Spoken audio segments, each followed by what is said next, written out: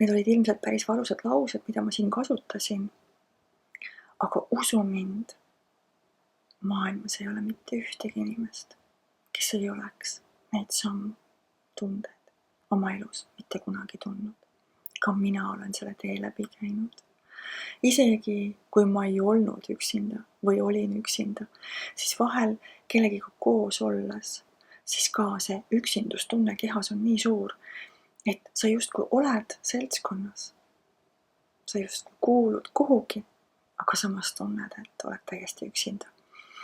Ehk siis, kui sa tunned neid valusaid tundeid, ära jäta ennast hätta, ära jäta ennast hooletusse, võta kohe see tunne, võta kohe see valu, ütle stopp, 1, 2, 3, 4 ja vabasta. Sa võid seda teha ka seltskonnas, niimoodi, et keegi ei saagi aru. Tunned seltskonnas hetkeks mingit valusat kurbust, vaatad mingit paari kõrval, omavahel nii mõnusalt kudrutavad ja sul on selline kurbuse tunne, et tahaks ka.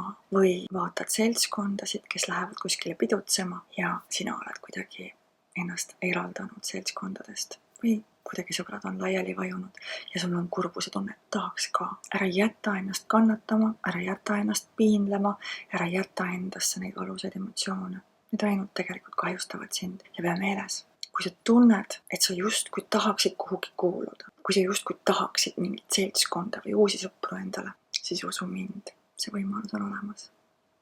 Tee lihtsalt oma osa ära.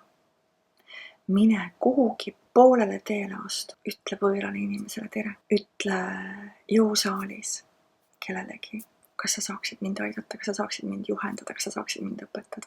Suhtle sõpradega või suhtle nende kontaktidega, kes on sul sotsiaalmeedias. Kutsu keegi kohvi jooma, kutsu keegi teed jooma, kutsu keegi jalutama või lihtsalt kirjuta kellelegi esimesena ja tee ettepanek. See tegelikult ei ole üldse nii keeruline, on vaja teha lihtsalt üks väike samm ja sa juba tunned, et sa ei ole enam üksi. Ilusaid, rahulikke, mõnusaid, kulgevaid sündmusi, tähtpäevi, pidustusi, ilma valudeta ja ilma kannatusteta ja ilma suure üksindustundeta.